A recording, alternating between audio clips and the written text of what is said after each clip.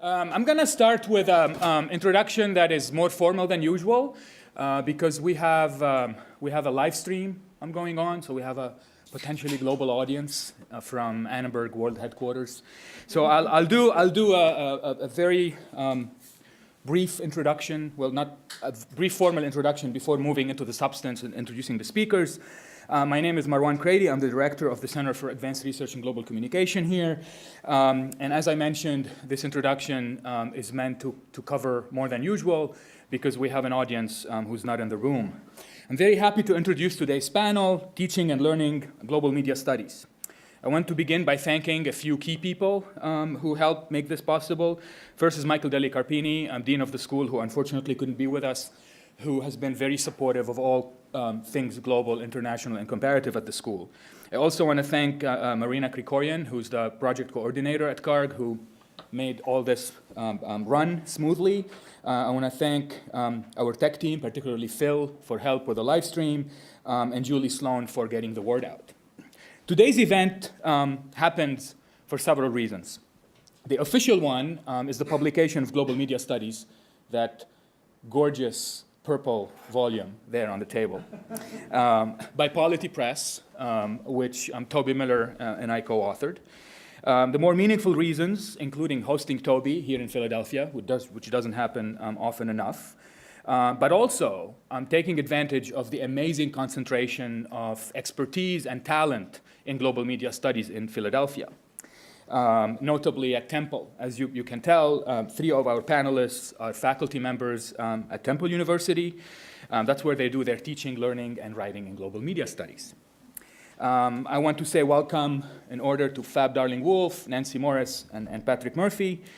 So this is more than simply a book launch. It's an opportunity for all of us to have a conversation sort of driven by a few people who've been thinking and chatting and arguing and writing about this for, let's say, 20 years, for purposes of simplicity. Temple University's School of Media and Communication has contributed not only in substance with the panelists who are here, but also morally and financially to today's event. They are our official co-sponsor, which I hope this becomes a tradition to co-sponsor, collaborate between our 2 schools. The people at Temple, faculty, grad students, have been engaged in research on globalization, environmental issue, music and popular culture, TV drama, manga, citizen media activism, spanning countries all over the world, from Latin America to Europe, various places, Japan, Mexico, Chile, Puerto Rico. And so we have a lot to gain from really establishing some traffic. So I'm hoping this functions as an invitation to several people in the room to start making the trek between the 2 campuses back and forth. I think this would be absolutely fantastic. I also hope, as I mentioned, that there will be something more enduring between our 2 schools. So similarly, here at Annenberg, the study of global communication has grown significantly since Michael became dean. We do all kinds of work on global and comparative media, on digital networks, on activism, health communication in Botswana. China is of particular interest, various countries, the Arab states, Turkey in the Middle East, and as I mentioned, Europe. Now, CARG was created precisely to be sort of a hub where people can come and go, but also hopefully stay for a while and think and speak and argue and write about global communication. The center is designed to be an institute of advanced study that produces and promotes research on global communication and public life. So we're very interested in public life, bringing sort of scholarship to bear on important issues that are happening around us. And are there so many important issues now where people who do comparative work can contribute to the understanding of all kinds of ugly things happening all over the world. We also explore changing dynamics of what we like to call knowledge production and dissemination. So we're interested in things like electronic publication. We publish CARG papers. Hopefully soon we'll be able to publish books. Things like digital archives. And we focus on sort of fomenting dialogue between what is widely known or what was known as area studies, people who know specific regions of the world, their languages, their histories, their politics, and the more sort of theoretically oriented disciplines. Now, Global Media Studies, the book, started in the fertile mind of Toby Miller. So Toby recruited me along other contributors who ended up not being part of the book to write the kind of book that many of us wished we had for our teaching, but also for our thinking, our research work. So I first met Toby in person, and I remember this as I decided to write an introduction. So MIT used to have an MIT conference, which is Media in Transition Conference. And I think it was 2002, where, of course, I knew Toby's work, but I had never met him personally. And I presented my paper at a panel at MIT, and then I see Toby walking towards me with someone else, and he said to that someone else, who's one of his co-author on Global Hollywood, which is sort of one of the field's blockbusters, but also the most data mined book of all times, perhaps, in the field. And Toby said, Marwan just published a review of our book. And this is when I was supposed to say something, and I didn't know what to say. So Toby was kind enough to say, and it was a nice review. I got stressed for 30 seconds there. So that's and incidentally, the review was called Ferment and Global Media Studies. I also remember a moment where Patrick and I, in a hotel room in San Diego, when ICA was there in 2000, we had 20 chapters of an edited volume we wanted to publish, printed out, splashed on 2 hotel beds, and we're trying to figure out how to think of a cohesive title. And the thing that we came up with was Global Media Studies, an ethnographic approach. That was in 2002. So let's get back to the book. So, you know, when Toby initially started talking to me about this, and he really wrote the first blueprint for the book, this was the idea. The idea was to write a book that, one, was not simply a catalog of media systems around the world, that sort of compared and evaluated media systems and somehow came with the West as sort of the normative center against which everything was to be evaluated. It was also the idea that we should write a volume that drew from sources that originated outside of the sort of usual suspect places for the production of scholarship, and also that used languages other than English. A book that was critical in approach, that was unabashedly internationalist in imagination, and that had sort of a playful mode of address, which is one of the nice things you learn working with Toby. But finally, a book that blended theory and methodology and context to explain global media through sort of various genealogy. You know, we have a chapter on global studies, a chapter on how media studies developed, schools of thought like political economy, institutions all the way from Hollywood to the Pentagon, gadgetry like mobile phones, genres, whether reality TV, sports, or games, and audiences. So I should also mention that the proposal, the plan of action for the book, was formalized at a conference in 2006 where both Annenberg organized, where we sort of sat and so we had the contract and sort of we hashed out a plan of action. And as usual, things take much longer when busy people try to do work together. And so the book comes out 10 years later. Now, the issues that we're discussing today have preoccupied many of us for many years. We've had conversations. Several of us have known each other for a very long time. Several of us went to grad school together. We huddled together at conferences to argue and give each other a hard time about things or give other people a hard time. And so I'm very happy that this is a moment of a conversation that started long before and I hope would grow and would continue. Before I introduce the panel, let me just say, for propaganda purposes, our hashtag is CARGC17. I hope you start the storm. So we'll go in the order in which panelists are listed. First, Toby will give us sort of the main presentation about the book itself. You have detailed biographies on the program in front of you and online, but let me say a few things. Toby Miller is a British, Australian, US interdisciplinary social scientist.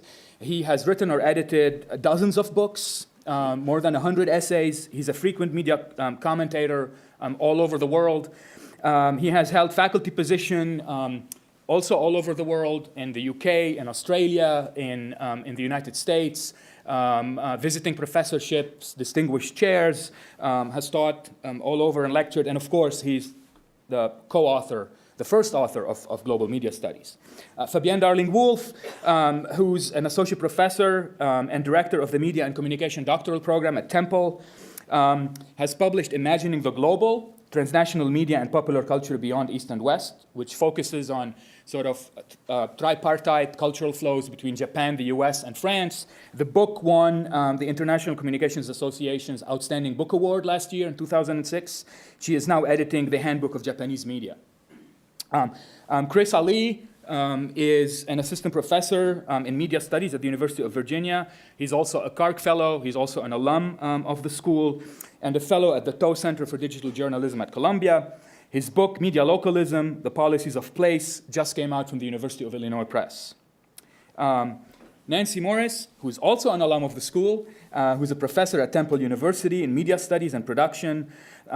She has taught also all over the world. She was at the University of Stirling in Scotland. She held the UNESCO Communication Chair at the Autonomous University of Barcelona, and more recently a Fulbright in Chile. She's published widely in a variety of journals and has a fantastic book about media and culture in Puerto Rico. Patrick Murphy is the Associate Dean for Research and Graduate Studies at Temple University, School of Media and Communication. He's the author of The Media Commons, Globalization and Environmental Discourses, which is coming out very shortly from the University of Illinois Press. He co-edited Negotiating Democracy, Media Transformation in Emerging Democracies, and Global Media Studies, the book that I mentioned earlier. He has written widely and translated into English many articles by Latin American communication scholars. So I've said enough. Please welcome this distinguished group of people. Please join the conversations. Thank you.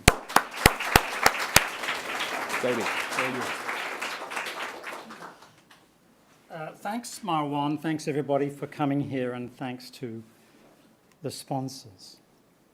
So I want to draw a little bit on the origin myth that Marwan gave of this little enterprise. Before I do that, normally when I give talks, I like to throw copies of my books to the audience as gifts. Unfortunately, the University of Pennsylvania bookstore doesn't have a copy of this book, despite the fact that it has a faculty author. This reminds me of what I'm experiencing at the moment at Tulane University, where I have a visiting chair in Latin American studies. I was speaking the other day to a woman who organizes and manages the bookstore. For the first time in her quarter of a century working there, she has to patrol, police the shelves.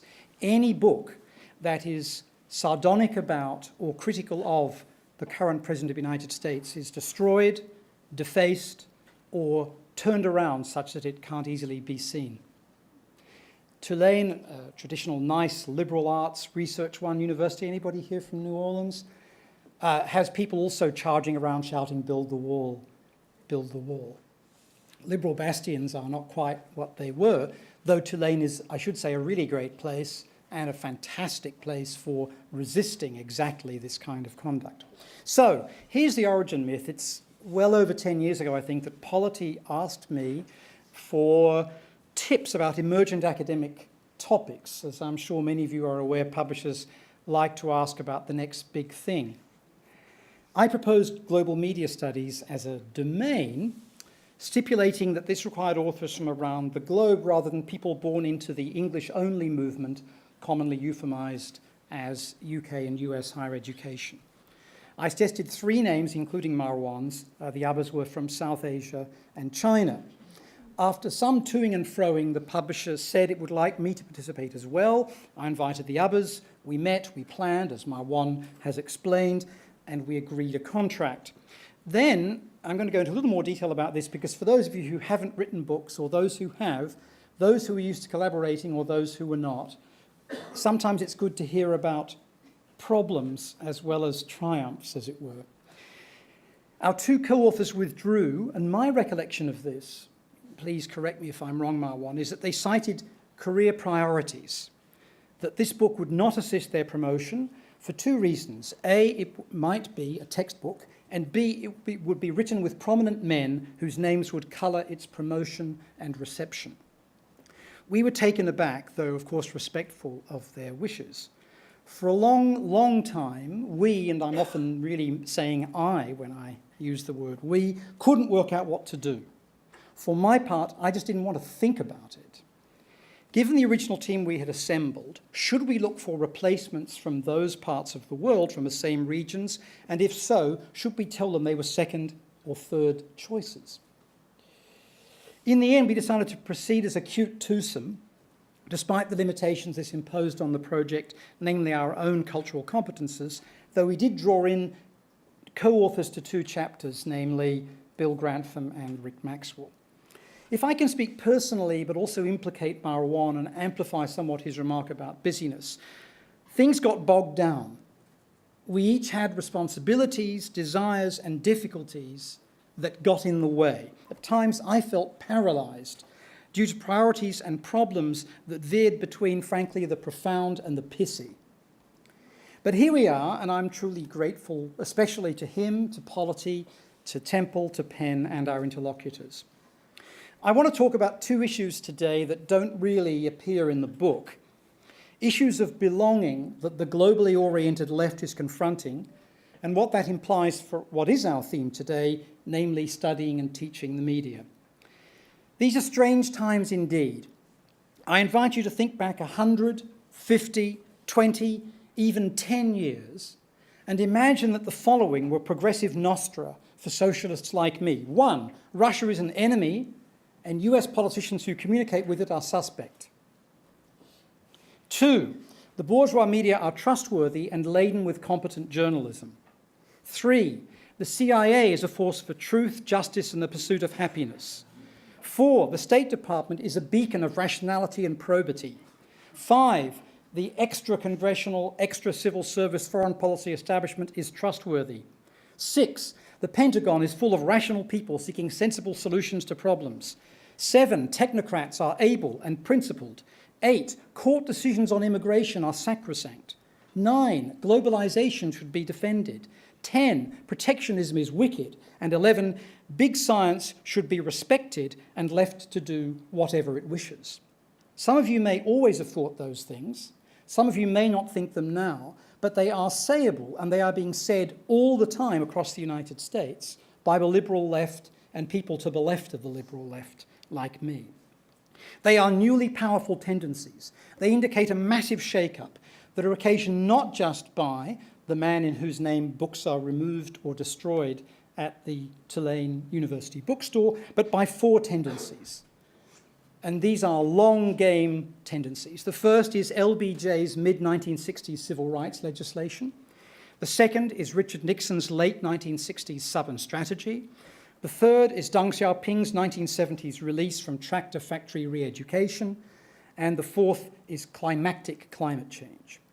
I can enlarge on those points later if you wish, but what do they refer to? 1, in the United States, our principal political parties changing the base of their support and their ideologies. 2, shifts in the international division of labour.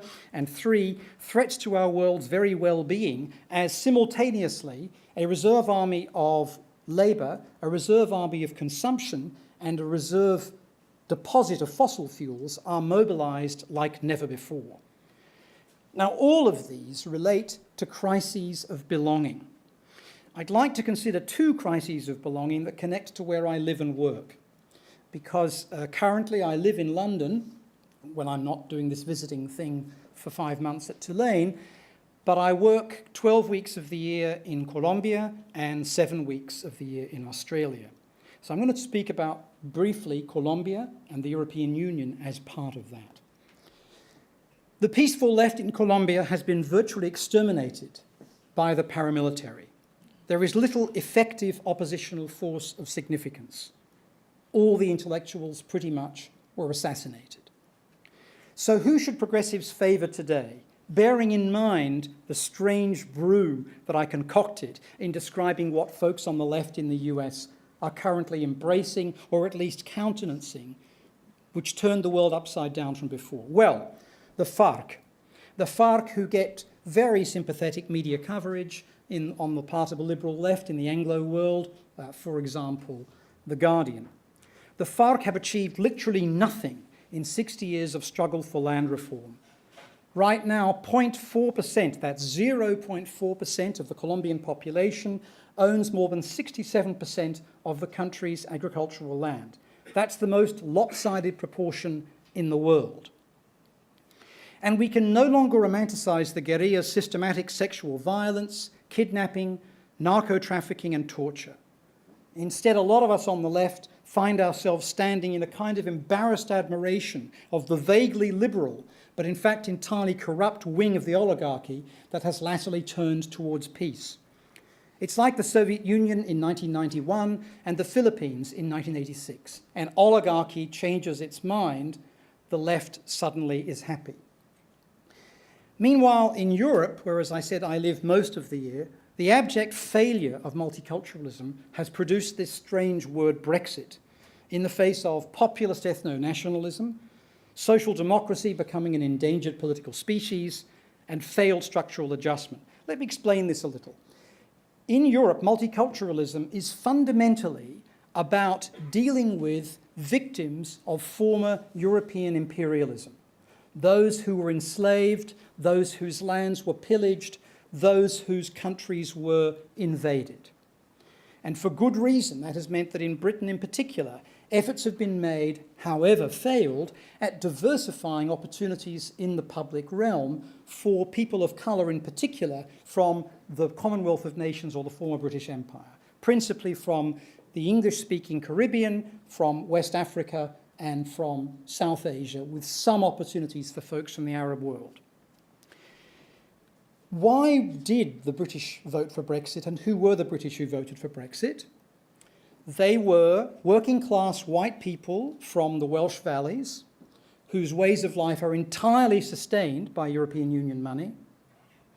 They were white people living in the mortgage belt, but a happy mortgage belt, around London, with very little education, with reasonable amounts of inherited wealth, and with successful investments of that wealth.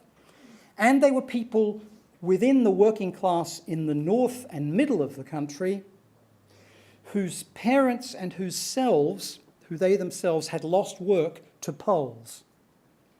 Polish is now the second most spoken language in Britain, far ahead of any South Asian language, just ahead of Spanish and Portuguese. Remember that along with the Chinese, the Brazilians are the fastest growing migrants to the UK. Colombians for years held the title of largest Latin American minority there. The Poles essentially are what are regarded as Mexicans here in the United States by ethno-nationalists. Why? These are guys who do the plumbing, the construction, the road work. They fly home on $10 ticket flights on the weekends. They are not seen as integrated, and there is zero attempt. There has been no attempt over the last 15 years to integrate them anywhere. The BBC's not interested.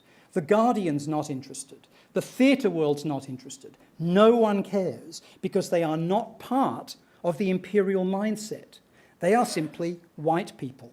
And so what this leads to is an extraordinary othering on the part of other white people who are now, for the most part, utterly accepting of people of colour, as they should be in their own midst, but have no concept whatsoever of how to deal with Eastern and Central European minorities who are othered as taking away their proletarian birthrights. So, let me now talk more, very briefly, about Colombia and this Brexit problem, which is going to become an issue right across the western parts of the European Union in terms of the media. The media have been crucial with their unquenchable taste for a pro-capital, anti-worker bias, their glamorization of unsustainable commodity fetishism, their love affairs with hegemonic masculinity and emphasized femininity, their ringing endorsements of hypernationalism, their investments in pundits who have zero specialist knowledge. On any night of the week, watch any US news and current affairs show, and their hatred of the cultural other. By the way, in Colombia, it is almost impossible to become a leading politician if you weren't a journalist or a media proprietor or are not the scion of a prominent family that dominates media ownership. And my concern is that we get little help from mainstream academia to understand or counter these media tendencies. Why? The reductio ad absurdum of US social science has abrogated responsibility to be an intellectual leader on such matters in favour of a devotion to the worst artificial experimentalism, neglecting political economy, culture, and the original natural sciences focus on, guess what, observation. So in the field of communications, we get audience and so-called new media fetishes that reiterate the anxieties and the utopias alike of Plutarch and Plato, of Solon and Aristotle, without the slightest sense of going over and over and over ground that has been tilled too many times and says the same things decade after decade, in fact, millennium after millennium. And we remain hamstrung linguistically because knowledge basically doesn't count unless it is published in English, despite the fact that cultural differences in these fields, as opposed to many spheres of science and medicine, where this matters as well, but not to the same extent, where cultural differences are so crucial in the work of meaning. For example, English-only advocates write reams about globalization, having never lived in or spoken the languages of another culture. Meanwhile, area studies in the US is under threat, not just from the anti-peer review antics of the Republican establishment, but also from rational choice Coreans who think they know the beating heart of the desiring consumer in each and every context, and that beating heart can disclose all preferences, and preferences equal needs. Across from the social sciences into the humanities, while French translated work in some departments is hegemonic, ideas about how to study the global media remain caught up in highly impressionistic textual analysis or the scarred origins of speech communication, that endeavour from the reform era in the United States in the Midwest to provide uplift to the immigrant white working class and differentiate it linguistically from African Americans, Native Americans, and Asian Americans. I'm going to perorate with another personal example of how geopolitical tendencies can affect us. I run an Institute for Media and Creative Industries, not my preferred title, in London. It's a tuition-driven grad school.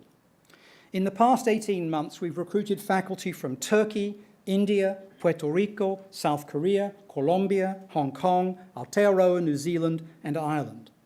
Almost all of us have experience studying and publishing outside our native languages, and our degrees are in anthropology, philosophy, dance, sociology, communications, law, engineering, information sciences, literature, and even sociology. We are hopelessly ill-equipped to deal with our student body. We are completely incompetent. There are 150,000 Chinese students in the UK, according to the Chinese embassy. The British government pretends the number is more like 60,000. Our particular cohort, all our MA students, are daughters of cadre, a kind of arriviste rich. They have first degrees taught in English, but experience immense difficulties reading, writing, communicating with us in English, alongside the fact that, of course, most of our faculty do not have English as a first language. In addition to that issue, there are epistemological differences that are absolutely profound. We've had 2 of these cohorts now, so it's over 100 people. The media are seen exclusively as sources of consumer information. They are unrelated to democracy, and they are prone, the media, to one of 2 ways of viewing the world, to refer to what Marwan mentioned earlier, a thing called the West and a thing called the East. The West includes Africa, Latin America, the rest of Asia, and any Chinese faculty who work outside China in this worldview.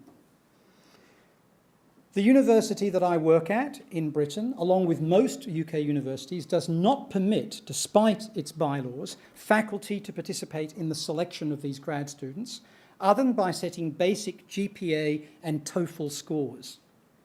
Instead, they are selected via target-driven educrats. This university where I work, although it has this campus in London, has another campus in Leicester, which is where I was born. Nobody in the rest of the world had ever heard of Leicester until its team won the English Premier League last year, thanks to money from an entirely corrupt other oligarchy, namely the Thai concessions areas of Bangkok and other airports. Leicester taxi drivers, this really is a shithole in the middle of nowhere, by the way, are now all learning French. These are, you know, working class, left school early, white, monolingual guys. Can anybody guess for me why they are all learning French? Lisa. Are there French visitors? They are hailed by Chinese students who ask to be driven to the south of France. That's 4,000 kilometres. They don't want to get on a train and then go to London and get a fast train, which you can now get in the summer months to the south of France. They want to be driven there. So the cab drivers are learning French so that when they take these young women to the south of France, they can then communicate with French taxi drivers and find out where they should go and wait till they finish whatever they're doing for X days and then drive them back. This is like the way the British speak that I'm speaking now about these Chinese students is like the way they spoke about Americans after the First and Second World Wars. Too much money, too little connection culturally. No concession whatsoever is being made by these universities who think that they/we are the repositories of all knowledge to an entirely different set of epistemologies, linguistic competences and interests. And that applies even to the faculty I've spoken about with all their different experiences. But, and this is where I really am perorating, our abject failure as professors and the seeming irrelevance of a book like Global Media Studies to dealing with this completely consumerist mindset turns out, once we listen to and learn from these students, to be not a failure necessarily, but actually something where when you have dialogue, you can get somewhere. You're all aware of the brilliant work done in China and Greater China alike, looking at the exploitation of workers making information and communication technologies, the impact on their occupational health and safety, the extraordinary drain that these items have on energy use once they're in the hands of consumers, and their deadly detritus as electronic or e-waste. Most of the research into these subjects is by Chinese epidemiologists, labour activists, sociologists, and yes, one or two people in communications and cultural studies, or by environmental scientists from Nigeria, Brazil, Mexico, and Ghana. You're also aware that the umbrella movement has seen Hong Kong transforming itself from a consumerist finance capital enclave to a radical democratic inspiration around the globe. The upshot, just like watching the Weather Channel, unless you live in Southern California, these incidents tell us that life changes in unpredictable ways, as per the four conjunctural transformations with which I began, which it would not have occurred to me to speak about 20 years ago. So, we get through to our Chinese students when collectively we talk about protectionism, which they tend to love when it comes to news, games, and cinema, but not when it comes to the goods that the Chinese working classes produce. And we then manage the contradictions in that perspective. We're successful when we talk about human rights, because China was a distinguished supporter of the Universal Declaration on Human Rights until 1989 and Tiananmen Square. And we look at that as a core moment in the evolution of notions of, for example, Asian exceptionalism. We communicate well when we discuss pollution in cities and the cerebral, developmental, and digestive hazards that are faced by the nation's youngest from recycling e-waste. We do this when we deal with what were, in a sense, the pillars of the book we wrote, and these have been, some of them anyway, pillars of Marwan's contribution and Patrick's, going back to that marvellous book whose title we accidentally stole. I sound like George Harrison and the Chiffons here, right? Come on, Patrick, He's So Fine. Can you give us a version of that later? Not right now, but on notice, perhaps over drinks. And that is this mixture of political economy, textual analysis, ethnography, and environmental studies. Who benefits? How is meaning generated? How is meaning understood? And what is its material impact? So in an ironic way, that amalgam that I hope characterises our book may work after all in our intersections with a truly different student cohort from the one that all the faculty from all over the world that we've recruited has encountered. Thank you.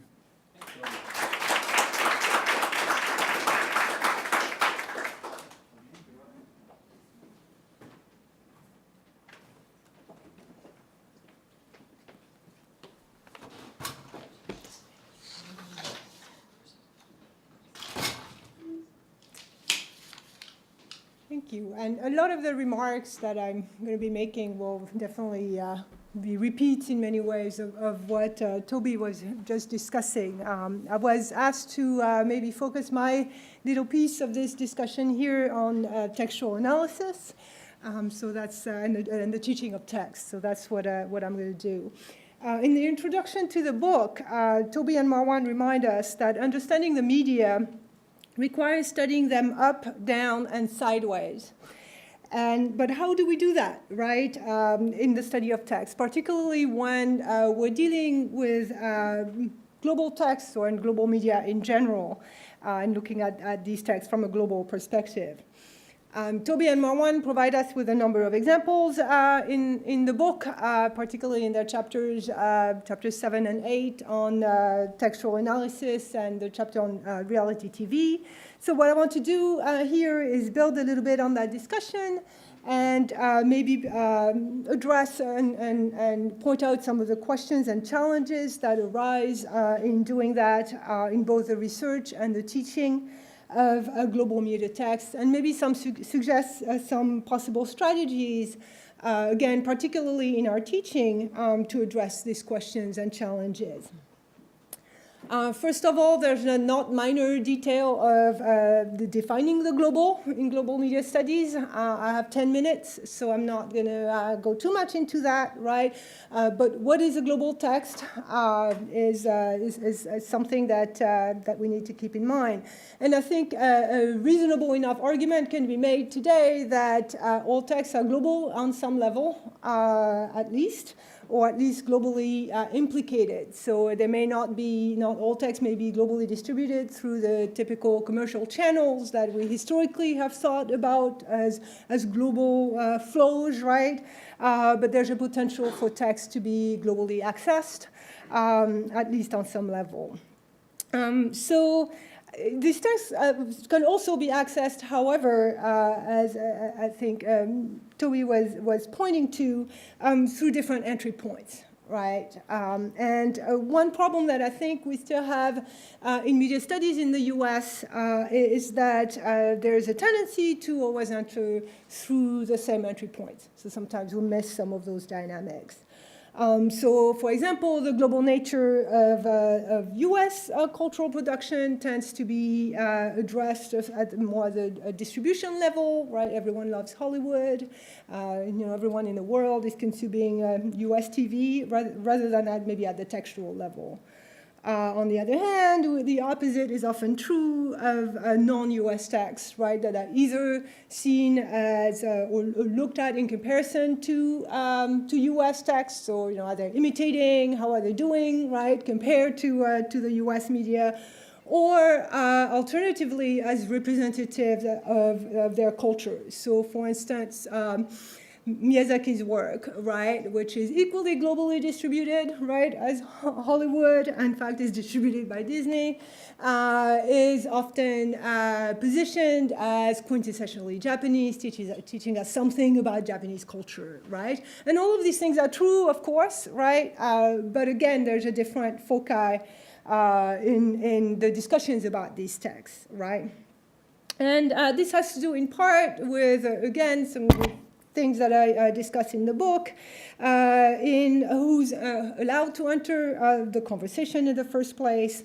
As Toby and Marwan point out, the monolingual nature of much academic research, the domination of the English language globally in the academy, which creates some significant limitations. So, for instance, reality TV, right, historically is analyzed mostly through the lens of neoliberalism, which may apply to the US more than other areas, or that may need to be rethought or redefined when we're looking at other areas of the globe. Some conversations that do not take place in English simply are lost to the US Academy, right? Or take years to reach it, right? So, for instance, if you take Garcia Conclini's Imagine Globalization, right? A very useful text. Took 15 years to get into the US market. I don't know what Patrick and Nancy were doing, not translating it earlier, but sorry, I don't do Spanish. But so, you know, a few things can happen in globalization theory in 15 years, right? So those are some pretty significant issues. And those who do enter the English language conversation, right, sometimes find themselves positioned in awkward positionings and have to negotiate that. So, for example, the distinction between global media studies and area studies get blurred and contested at the textual level and in communication PhDs or academic departments. So that students who do research on China or Japan are kind of automatically placed in that camp, right, of global media scholars, right, even if they're not necessarily looking at global processes, right, or at least not ostensibly, while US students who would analyze US texts, right, even if these texts are globally distributed, are not seen as global media scholars. So, so there's different positionings here. So what are some of the strategies that we can use to diversify these points of entry in both research and especially in our teaching? Because I think that is one thing that we can do a better job at. So one thing that we can do, and that's something that some of us here have been advocating for a number of years, and that I have been advocating as well, is to shift the focus from a general global to a more translocal approach. I think that's what the book does, actually, very much, in all of its different analyses, right? To focus the analysis on multi-layered and multi-dimensional local-to-local dynamics that may or may not include the US, right, or go through the US. And so again, this is essentially what Toby and Marwan do certainly in the textual analysis chapters. Translocal approach draws from cultural studies concept of articulation and its radical contextualism as both a theoretical agenda and methodological strategy. So really looking at the broader context. And in the process of teaching global media studies, I think some texts are more useful than others in doing that. So as you can take that translocal approach to any text, right? But some texts it's a little bit easier to do. And texts are really useful teaching tools because they're so easily accessible, especially today, right? It's a lot easier to send your students to the internet and say, check out this text, right, than to send them in a field and say, oh, go do 6 months of field work, ethnographic field work. And I try to do the second because I really love ethnography, but it is a little bit more difficult to convince them to do that. I like to think of these texts as examples of what Ian Condry calls ganba globalization.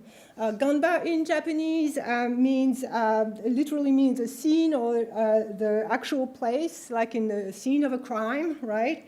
And Condry argues that these are sites of cultural production that actualize the global and the local simultaneously. So those are sites that are really useful to really think about those local and global connections. So these kinds of texts, particularly from the teaching perspective, right, I think are really good entry points into those discussions of translocal dynamics. So I have a quick example, which is one of my favorite teaching tools that I often show for my students. So I hope this will work. I was told that this would show up if I did this.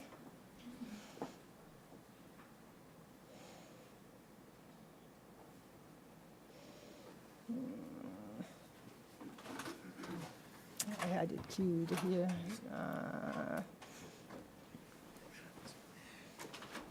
I had a video that I was trying to show.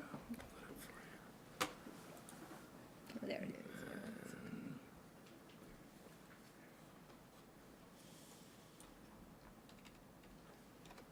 There we go, and you should be able to go. Shoot.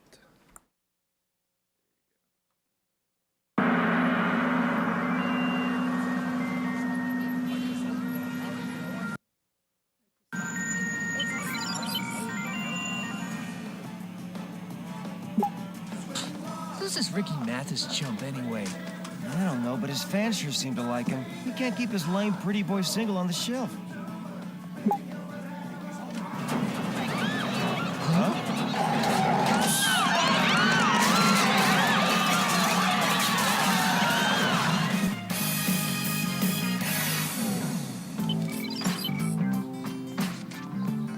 So, Sandy, any chance I could borrow your cashmere belly sweater tomorrow? Sure, that's what best friends are for. Hey, what about me? Don't be crazy, Alex. We can't possibly wear Sam's sweater at the same time. We'll totally stretch it out. No, Clover, I meant, aren't I your best friend too? Aw. Well, of course you are, silly. And that's why I'm gonna borrow your leopard print sandals tomorrow. Clover, what is it? What's wrong?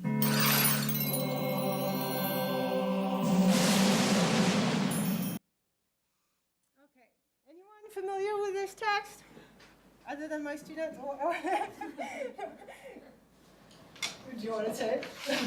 You know it. I mean, I know because it's a French cartoon originally that I know in Dutch originally. I didn't know it was French, but it's based on sort of the more anime, Japanese influence on Yes. French cartoons. Did anyone else know this? So, yeah, the person who, European person here. Right. This is totally spies, and if you ask a French person about this text, they're going to tell you this is the pride of French cultural production, because this is the one French animated series that made it to the U.S. It was shown on the Cartoon Network. And everyone will tell you, this is such a French thing. This is a French text, right? Of course, you can tell this is the very first episode of the whole series, right? It starts on the scene that takes place in Tokyo. Tells you, this is in Tokyo. Then we move to Beverly Hills, which is where the three main characters of the show, the three spies, live. They're high school students at Beverly Hills High School. And that's for the whole entire series, right, that they do that. So I find this useful to discuss with my students, right, because of those multiple layers of global and translocal relationships, right? And this is a French text, right, but that takes place in the US. And that very clearly, if you're familiar with Japanese animation, very clearly draws aesthetically from Japanese animation. So these are texts that provide kind of useful entry points, right, into those discussions of the translocal. Reality TV is like that as well as the book illustrates, right, because you have those global formats that are then adapted to local markets, and so you have kind of that translocality embedded into the genre itself, which I think is a useful, again, is useful to pointing out that there are those different points of entry into this text. So finally, I think that we need to both, these kinds of texts actually allow us to both decenter and reposition the US in our discussions of global media. In particular, I think that we need to really resist that tendency to position US cultural production as the unstated global norm, right? It's just like, white people have a race and men have a gender, this kind of thing. We need to remember that the US has a national identity. While at the same time still recognizing the multiple ways in which the U.S. still matters and the power dynamics that are taking place at the global level. So I'm going to stop here. If you want to talk a little bit more about Totally Spies or other texts like that, we can do so afterwards in the question and answer session. Thank you. Thank you. I don't know how to get out of this.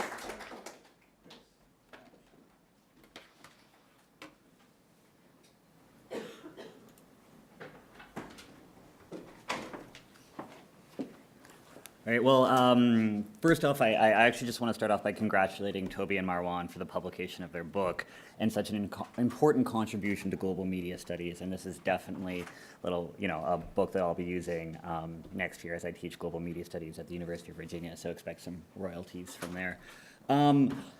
I also want to thank them for including me on such an auspicious panel. I just tweeted that it's both intimidating and humbling. And I also think that a focus on local media and localism has a lot to offer a conversation about global media studies as well, so I hope I can bring a little bit of that.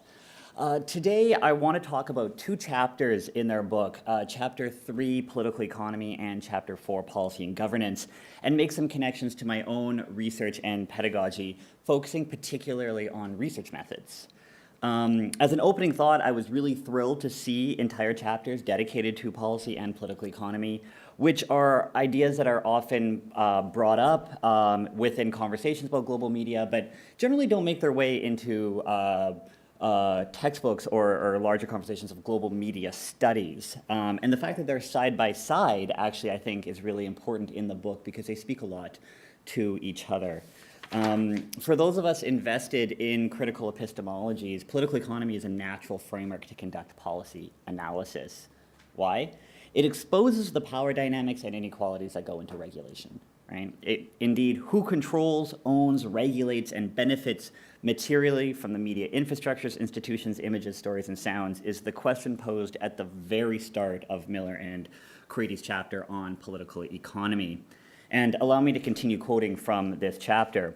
Political economy, quote, draws on many sources, including laws and legal cases, business magazines, corporate reports, regulatory discourse, union actions, policy discourse, accounting, social movements, environmental science, industrial sociology, and lived experiences.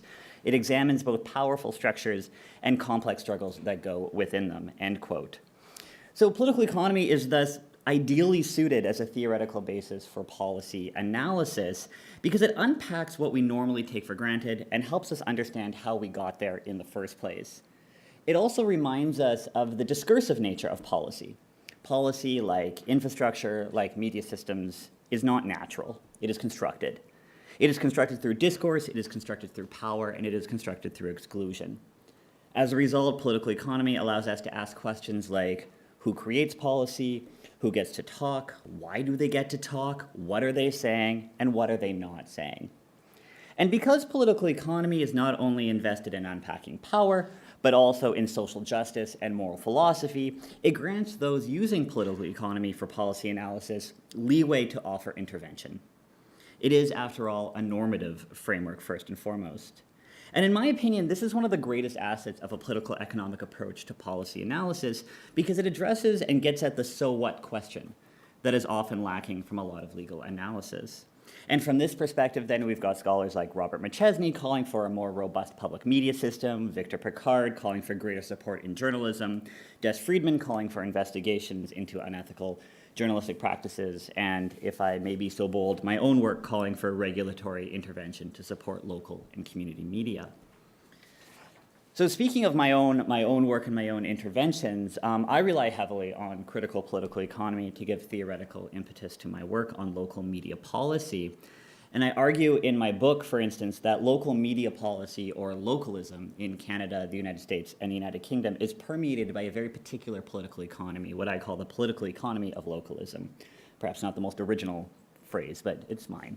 And this succeeds more often than it fails at stifling alternative voices, and it succeeds in upholding the status quo. So take, for instance, designated market areas here in the United States, and these are television markets, right? In 2005, the Federal Communications Commission turned over control for establishing television markets to the Nielsen Company, the company that does ratings.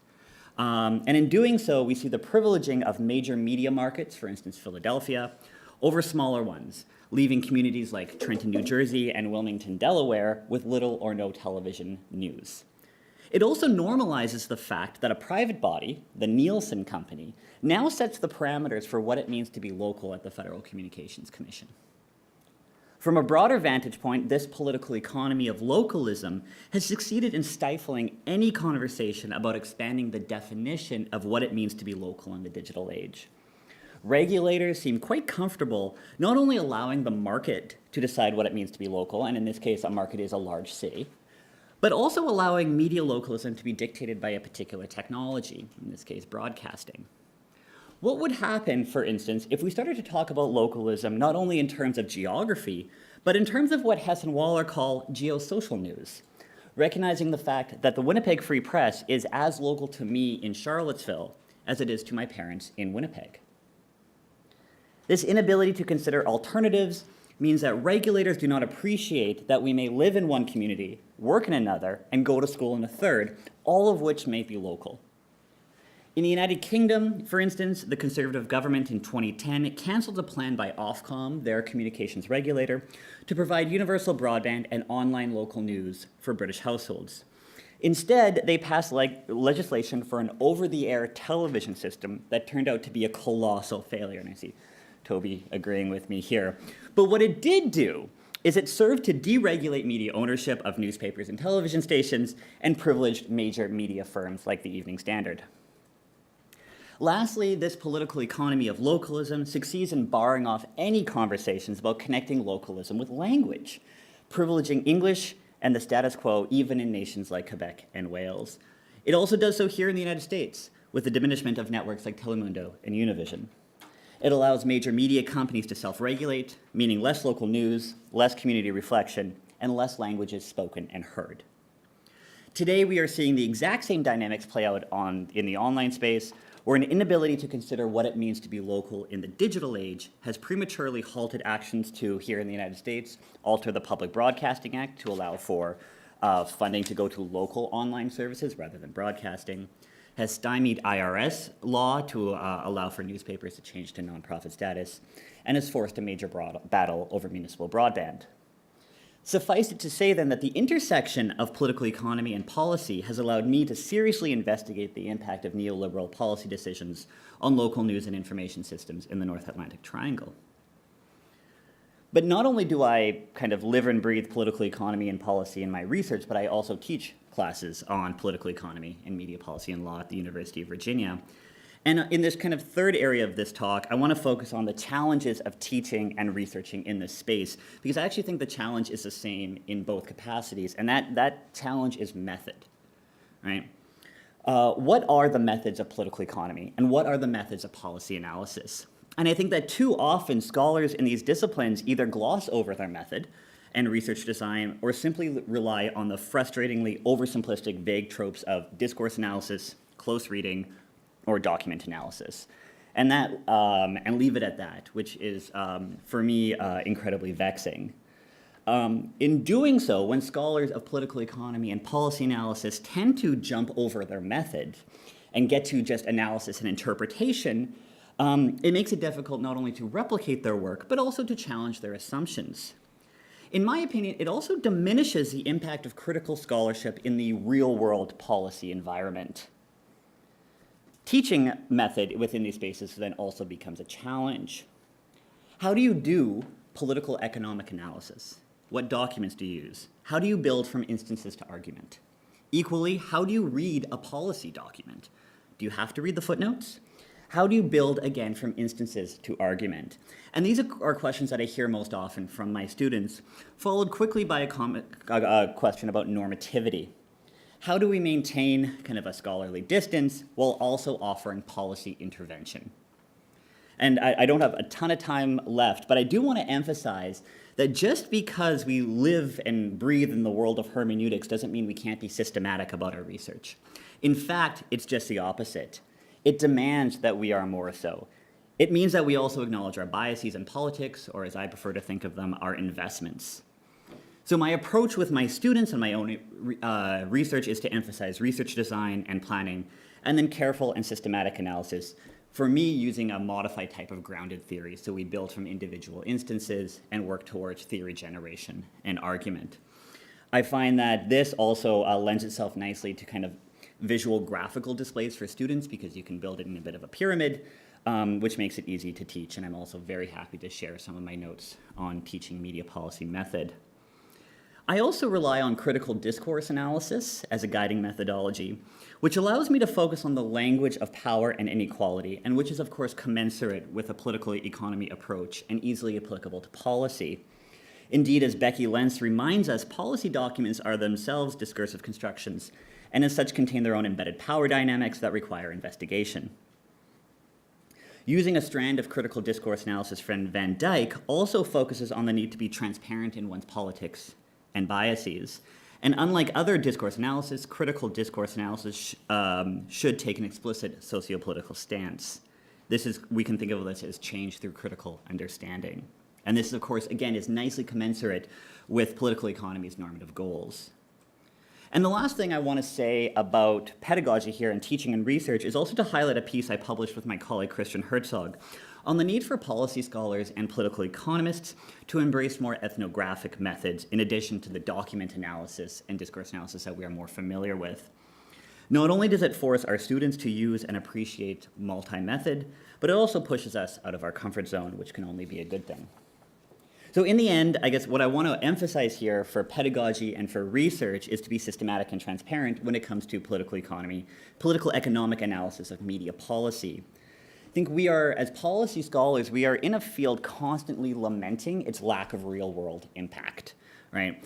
Well, why is it, we ask ourselves, do economists and lawyers get constant attention by the FCC and Congress, and not the critical qualitative scholars who know these documents inside and out?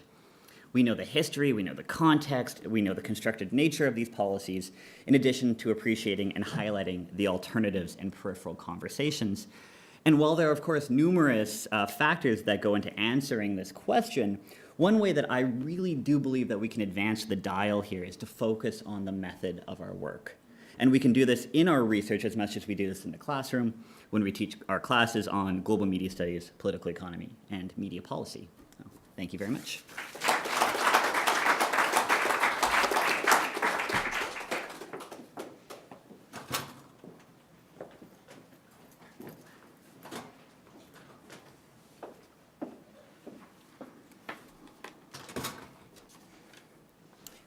I have to say I'm really honored to be part of this panel, and thank you for the invitation, Marwan. And I'm really happy to see old friends and also Temple students and Temple graduate. And I'm excited about the continuing cross-the-river collaboration that Marwan has proposed. Also, I want to say it's a wonderful book, and I'm happy to have sort of gotten to see it early on in its life, and it has the things that I am sort of associate with both of the authors, the wit and depth and historical scope and clarity, and it's a wonderful contribution. And chapter 1 on media studies, which is I was asked to sort of talk about that a little bit. It's a really useful synthesis of the history and the theoretical foundations of media studies. And I teach in the Department of Media Studies and Production. And sometimes, often, when you say that, people don't know what it is. So it's useful to have this kind of synthetic thing, and maybe it'll help me explain it.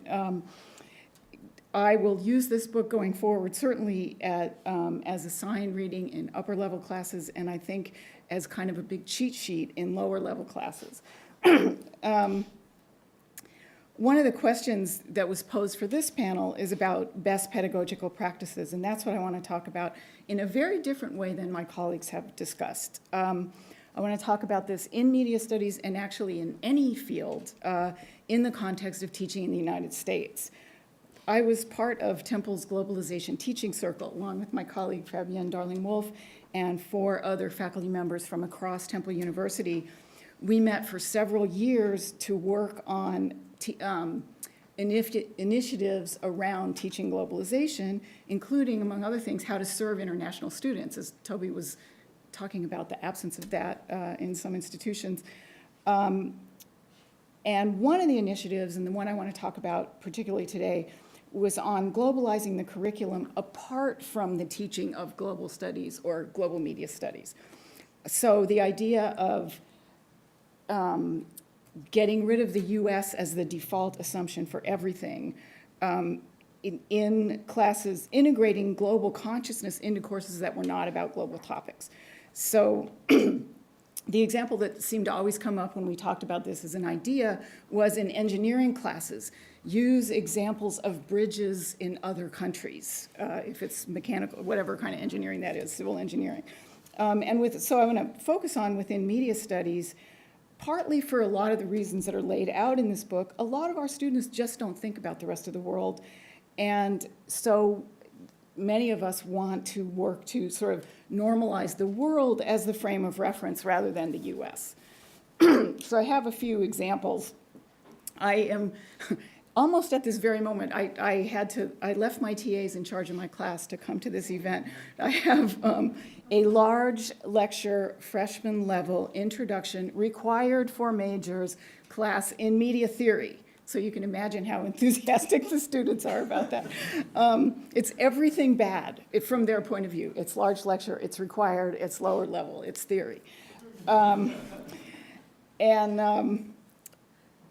I try, and much of what we talk about, of course, is US-based, but I try to integrate material and, again, normalize the idea that the US is not the default assumption in all kinds of different ways. And I'm going to give you some examples here, and they're small, but I think they matter.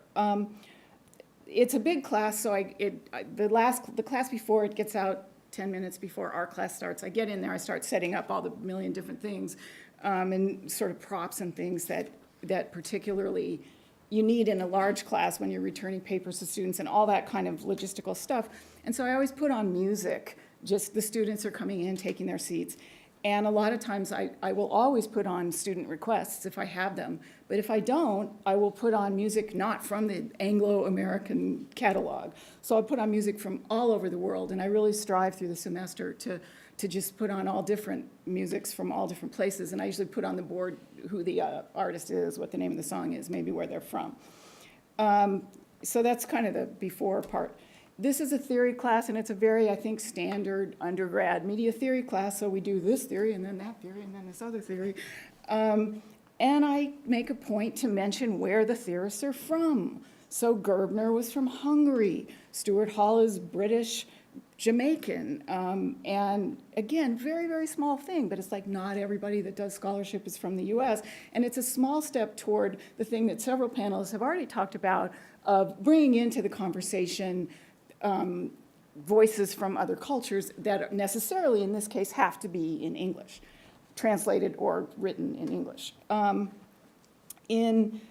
I search for examples that are not US in the smallest of ways. So we were discussing social learning theory, and I wanted to play a little clip to illustrate the concept of modeling. And I found this wonderful, like, minute-long clip that didn't have any dialogue of an Asian mother and her daughter kind of dressed the same and doing all these things the same. And the point of the clip was that kids learn from their parents. But there wasn't any dialogue, and it was just a way, again, without making not only not a big deal, but not any deal at all, to get something in there that was not rooted in the US. I try to use media effects examples, since a whole lot of the class, of course, is about media effects. Examples from elsewhere. In Thailand, there's some concern about violence in television, and these examples are not hard to find. And I hope that cumulatively at least something happens. Oh yeah, I was showing clips of anti-smoking ads to talk about something about effects, and I found one from Scandinavia. I don't know what country.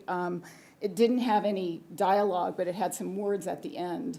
You didn't need that text to understand the ad, and then we talked about it as a class, and I asked them which of the clips that I showed them did they find most effective as an anti-smoking ad, and to my dismay, but interestingly, somebody said they preferred the other one because the Scandinavian one had something that wasn't in English, and so it didn't work for them.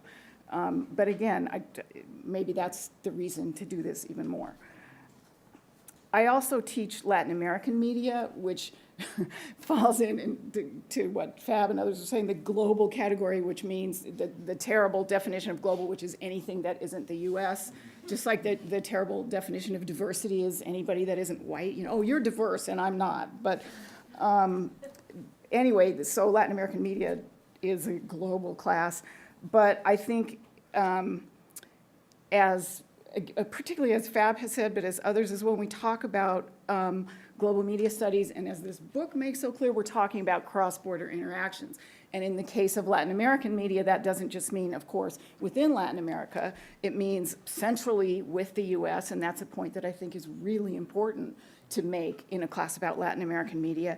And then also, as Fab said, the sort of local to local dynamics of, for instance, Latin American exports to Eastern Europe and other places all over the world, really, but there are sort of lines of export of Latin American telenovelas around the world that don't involve the US even as a kind of node. Also, I try to use Latin American authors necessarily. They must be translated into English. But again, to bring the voices in and to kind of spread the dialogue around. So the chapter 6 of this book, Global Media Studies, on the US as global media behemoth kind of consolidates a whole lot of what I've tried to do in that class. So thank you, you guys. In the future, that will be extremely convenient. And so all of these things I've been talking about, they're small, but there's something that we in the Globalization Teaching Circle spent a lot of time on trying, and I don't think succeeding, but our goal was to sort of do this at a Temple-wide level and perhaps spread it beyond that. We may have had a small effect in a kind of a small space, but I pass along these ideas here because I do think it's a useful practice that helps us sort of inch toward being global in a different way. So I guess I'm making the case for that I think nobody in this room would contest, to enact pedagogical practice that normalizes the world as the default frame of reference and that routinely exposes students to other voices. And I want to quote the introduction of this book here, to others who think, listen, watch, speak, write, read, and live differently. Thank you.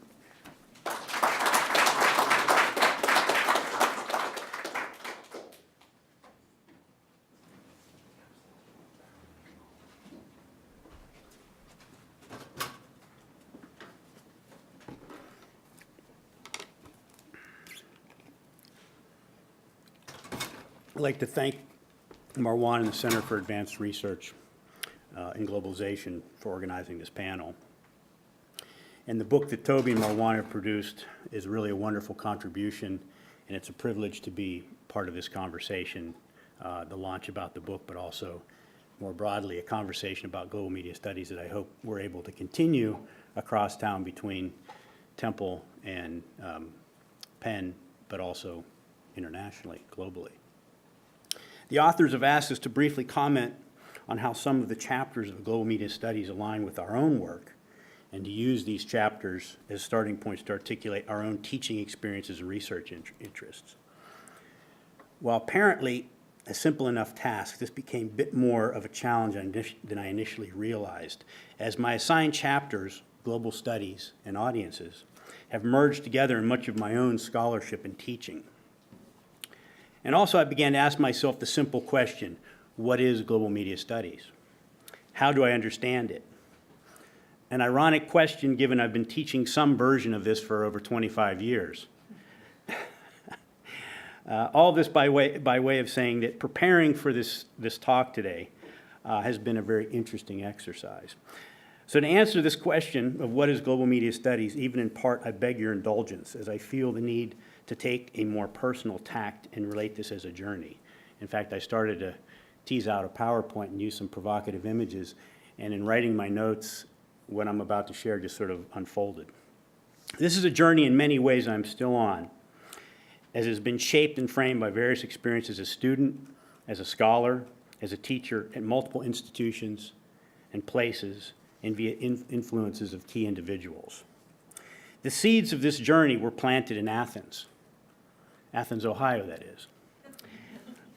At Ohio University in the late 1980s and early 1990s, with my fellow master's and doctoral student colleagues like Clemencia Rodriguez and Marwan Kraidy and others, we embarked on an exploration of globality without even necessarily calling it that or realizing that's what we were doing. Early on, this involved debating the merits of the McBride report and its implications for north-south flow. but it also involved a more sustained consideration of the question of national development. And thus, the modernization literature in the field of development communication, especially that of its then high priest, Everett Rogers, who was a frequent visitor of Ohio University at that time.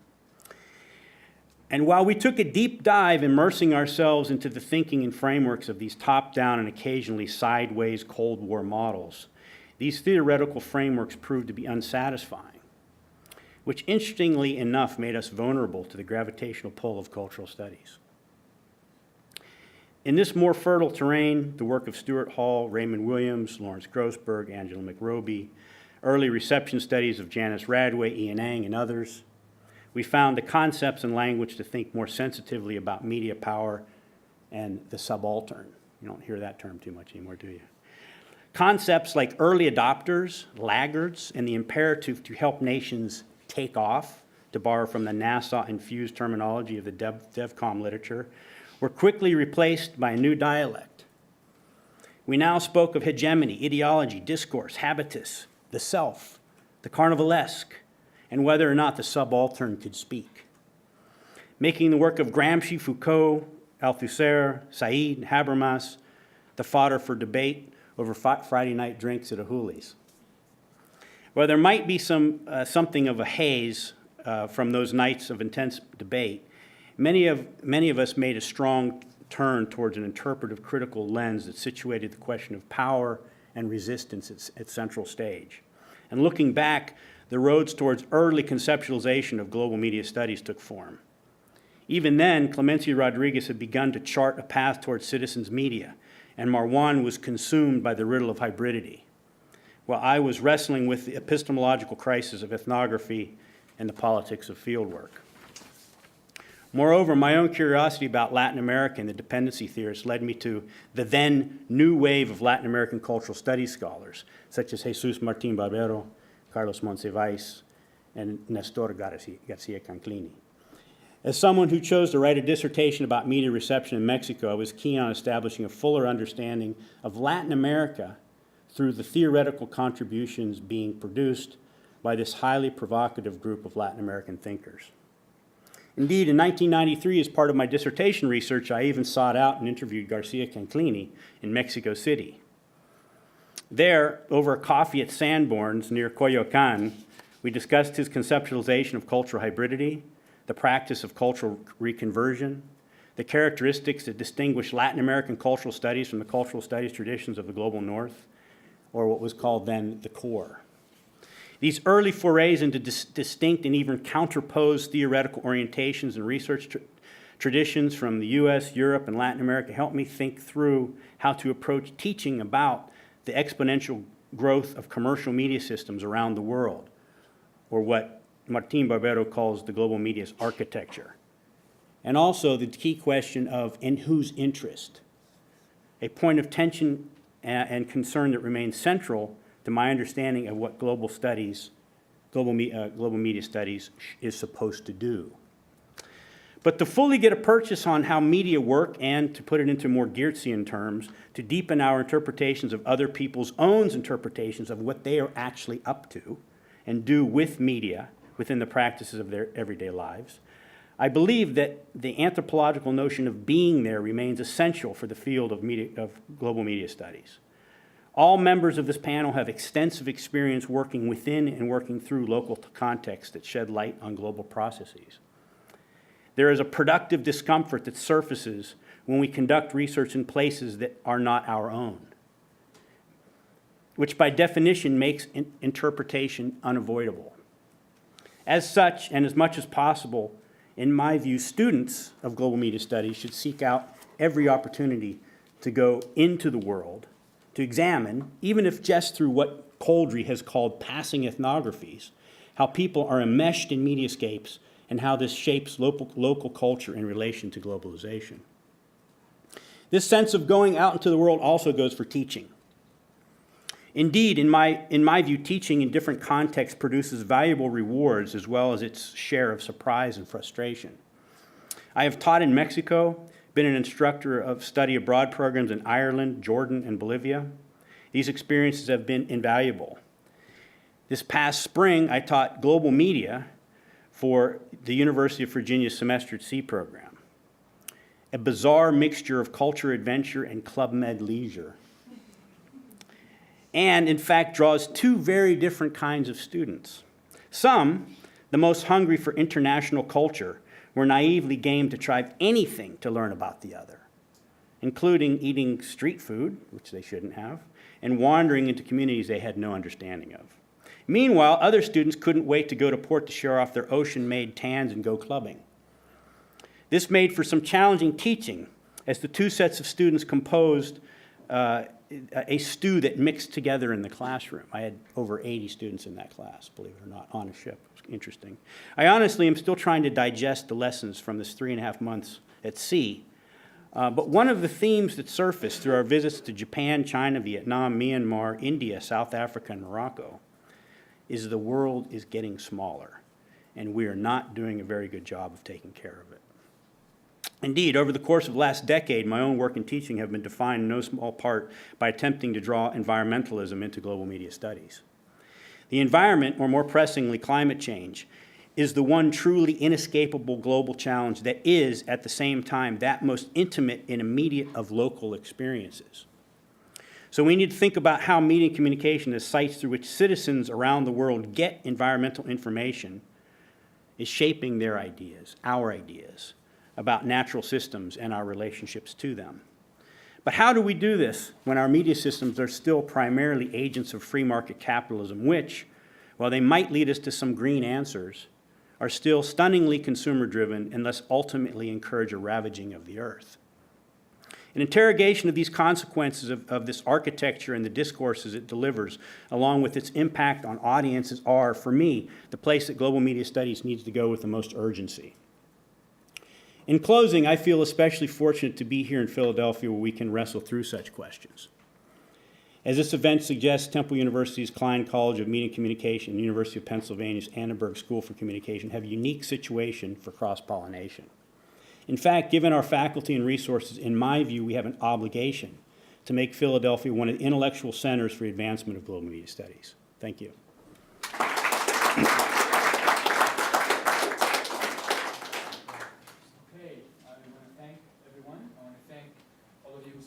For the second hour, which is no mean feat here.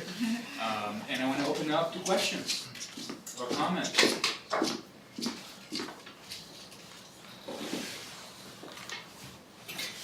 You get 10 seconds and then I'll point to people. We'll start calling names.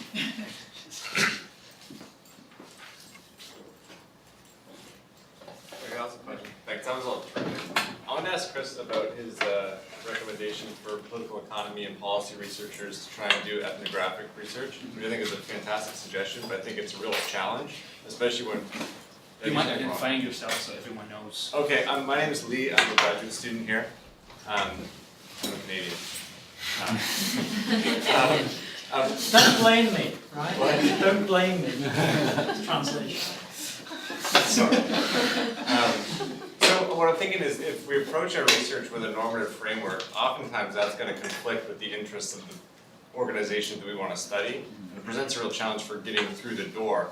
I think it's no surprise in many ways that some of the breakthroughs in research on, say, science and technology come through organizational science, where people can go into General Motors or wherever, and they can make a legitimate claim to helping them improve their operation or whatever. Whereas it's more difficult for us to do that. I mean, not only practically, but ethically, I think. How do you propose we get in to study places like Comcast or study, parts of the U.S. government that are antagonistic to some of the things that we might take for, we might value?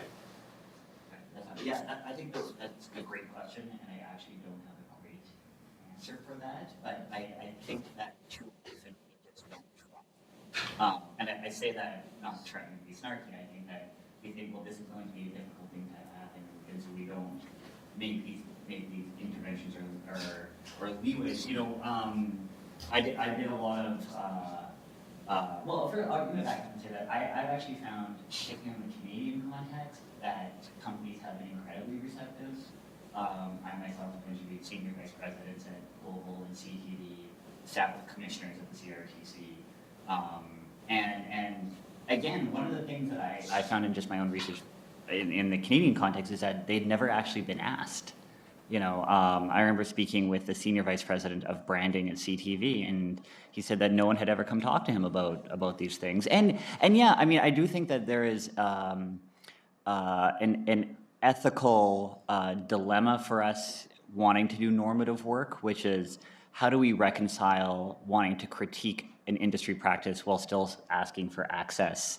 And how does it not sound like we're just criticizing somebody's job who's just trying to make a living? And actually, I'd, for those of you who are interested in this moral dilemma, Barry Dornfeld writes a great chapter on this in Producing Public Culture, that book from 1998, where he talks about working with PBS documentarians and still wanting to critique them, and how he kind of reconciled this kind of this cognitive dissonance. So I think my advice here is to not give up. I think that it's much more difficult in the US context. My own experience, even with interviews at the Federal Communications Commission, is that you're often lawyered up, and that makes it really difficult and makes it really intimidating. But I don't think that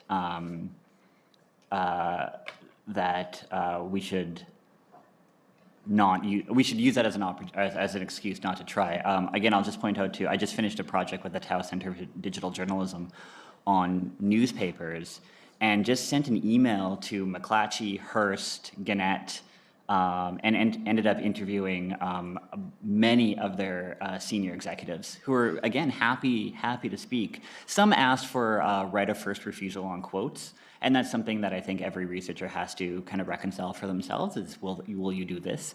But they were also happy to sign consent forms. Not a single senior vice president, or in fact, I also interviewed the president of the Northwest for Gannett, and he signed a consent form for me. So I have him on the record, and these were surprising, but also really exciting opportunities. So I think it's difficult, but I think there's an opportunity there for us, even still keeping our critical mindset. Could I just add something there? So the book to read on this is Sherry Ortner, Not Hollywood, because Sherry, one of the most distinguished anthropologists in the world, moved to LA from New York maybe 10 years ago and thought, well, now this is a good place for me to do an ethnography of the film industry. And she couldn't get access, and you can't, unless you are a certain kind of person, which she wasn't. So she looked at the so-called independent film world in Los Angeles and in other parts of the US, produced a great book. The person who's managed to do it is John Caldwell, and the way he's done it, because they won't let him in and they won't let me in, is he's gotten young, white, conventionally heterosexual, attractive women to seek access who get it until such time as, and this is like Hollywood stardom for women, they turn 40 or they get a PhD or they become some kind of problem. I have gotten access to Fox over so-called green initiatives. They will talk about their environmental records, as will the other studios. In terms of the Barry Dornfeld book that Chris mentioned, the most important ethnographies around about how television programming is produced are, Barry on PBS, Albert Morin on action series, Ed Buscombe and Manuel Alvarado on action series.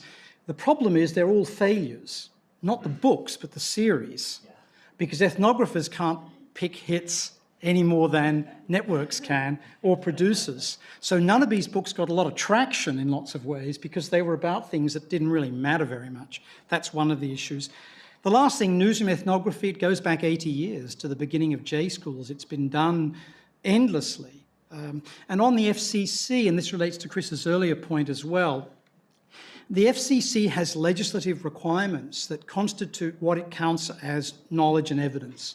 Those legislative requirements are about engineering and about neoclassical economics. And they largely exclude the use of forms of knowledge that do not meet those parameters.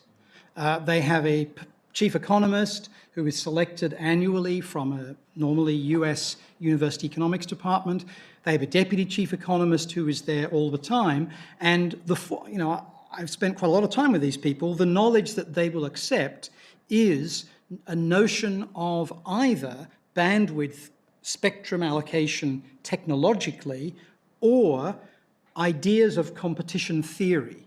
And the ideas of competition theory, they derive from the Justice Department, and the Justice Department derives them from current political fashion. So under Bill Clinton, the Justice Department, their chief economist actually told me this, discovered that in order to have media competitiveness, they used to think you had to have 9 proprietors, and then they discovered it was 6. In other words, it's magic they pull out of their asses. Thank you all for a really intriguing presentation. My name is Katerina. I'm a 4th-year PhD student at Annenberg. To continue the, I guess, global introduction as well, I'm Bulgarian originally with a British passport and now an American visa as well. But the question that I want to ask you and maybe pose it to everybody is to tease out maybe a little bit more of this common thread of method. We're talking a lot about this global, translocal, transnational context of research and of students, but what about translating issues of method to these kind of contexts? And this is open to everybody. Thank you. Who wants to field this?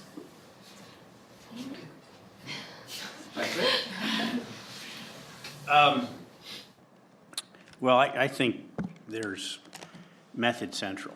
I mean, we've had this conversation amongst ourselves for many years, and there's numerous problems, I think. First of all, the idea of ethnography gets tossed around like, I mean, it's not treated with enough care, I think, if we're talking about ethnography as a method for doing some of the work we kind of do here.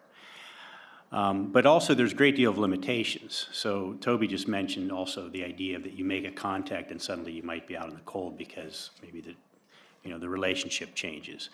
And so I also think we need to think of a different way in which we understand ethnography to be able to create a more honest interpretation of it, so that when we talk about access and working with, say, the culture industries, how we're able to talk about the way in which we've drawn our information out of those contexts. And for me, it's been kind of an interesting question because, when I was younger, I would go into the field and spend months at a time. In fact, my first ethnographic experiences with my father, who was an anthropologist. So I actually spent a great deal of time in indigenous communities within Mexico. And so I had this very traditional understanding of what ethnography was and how it was conducted and the kind of work that was done, sort of going in and not coming out until you've been there for quite a long time, to the kind of research that we do, where a lot of it's visiting sites, doing interviews, maybe getting a little bit of contact within particular kinds of media companies if we're doing that sort of research. And then having to sort of pull out in your back in your own world. And then to the extent that now we have this whole understanding of virtual ethnography, where someone can literally do it sitting at their desk. So I actually think it's a more slippery question than even at first glance. But I do think it's one that, in a way, there was this sort of crisis of ethnography that took place in the 80s and 90s, and it was kind of just swept under the rug.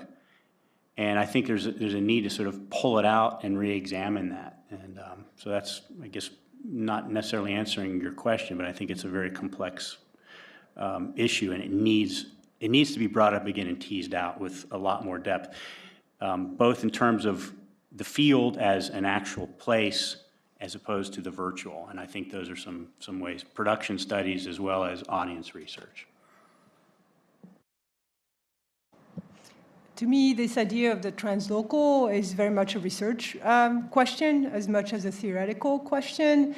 And I think one of the things that I like about the book that we're discussing is that it really points out how you need to come to the media from all those different angles, right? But of course, from a methodological point of view, that's quite a challenge because we're just one person and may not speak multiple languages, we may not be familiar with multiple contexts, and we may not be looking at all these different aspects of the same phenomenon, right?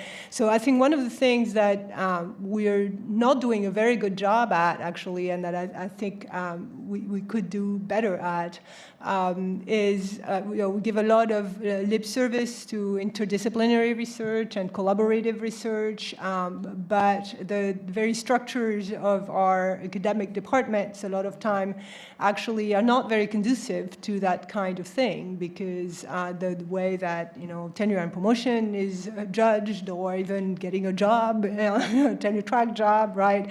If you're vastly interdisciplinary, it may actually make it more difficult.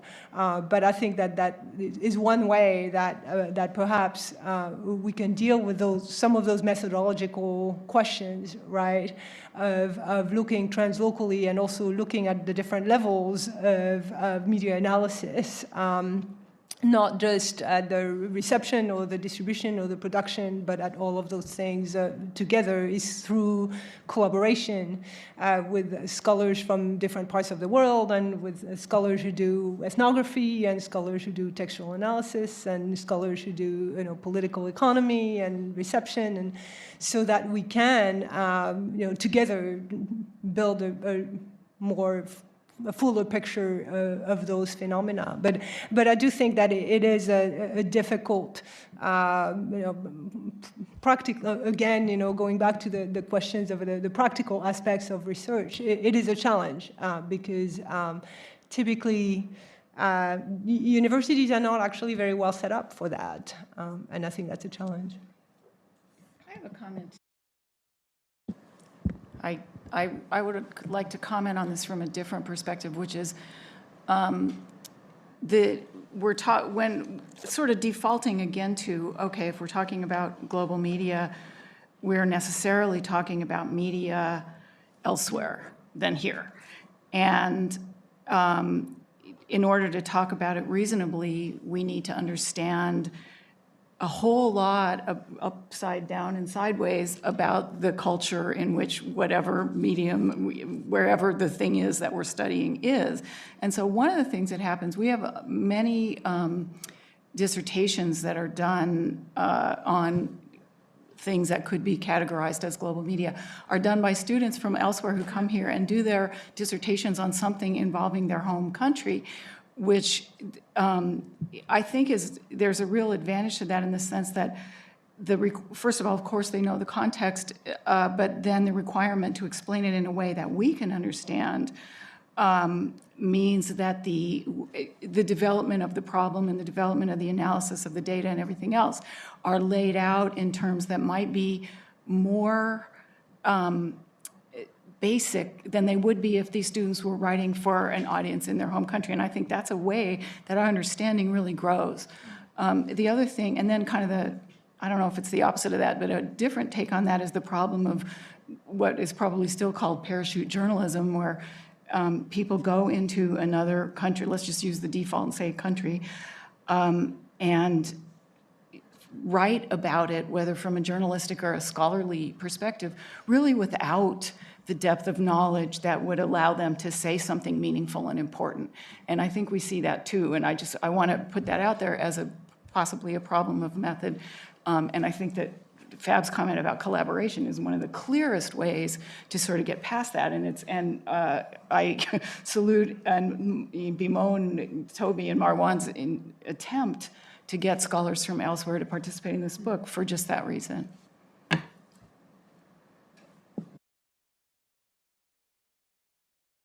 Drexel University, so thank you for coming together here. And I'm from Germany, just to add to this global audience. And I actually would like to ask you why you chose the term global. Why do you find the term helpful, and aren't you promising a bit much? Why not international? Why not transnational? Why is it maybe catchy, sexy to use the term, or are you actually trying to build a North Pole, South Pole kind of you know, compendium of work to draw from. So just to start the conversation, I think at least part of this, well, a huge part of this is sort of the history of the field and the history of the institution that we're at, right? So that when I was a graduate student, international communication was was just starting to get going, right?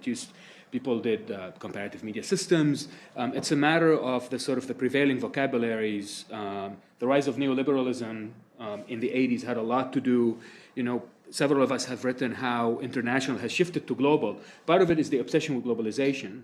Part of it is the notion that international became a bit quaint when people started talking about,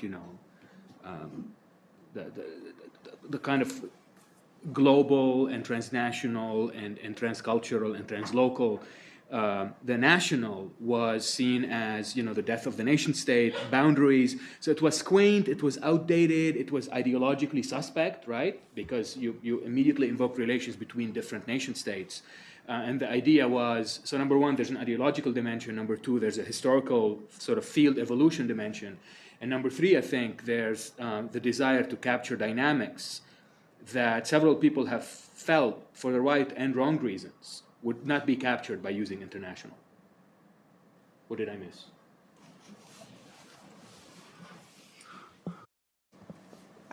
For me, one aspect of the global is the imagination. So it's this idea of globalization happening, being in part.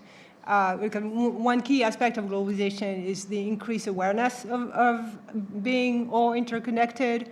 So for me, the term global kind of encapsulates that sense of something that happens in people's imagination, while international is more the actual relationships between countries. So to me, the sense of talking about global rather than talking about international or even translocal, which I like to use when I'm looking at actual relationships, captures this sense that this is not just something that happens in trade or in actual exchanges, but is also a change in people's ways of seeing the world or thinking of their own position in the world. And so the global happens in people's heads to some extent. And I'll just jump in briefly too. As someone else guilty of putting the word global in a book title, for me, there is, as Fab said, it has this, and shameless plug here, I have flyers, so. If this idea of the imagination is really important, I think, and I want to dovetail on what Nancy said about doing research that doesn't have to be in other places. So as someone, as I started to sort of mention about ethnography and so forth, as someone who sort of used to be really dedicated to doing ethnographic research, I've had to pull back for a number of reasons, family life, obligations, and so forth that affect what you're able to do. I've done a series of studies that are within the United States. So, for instance, in the book, one chapter is on Monsanto. Monsanto is a global company.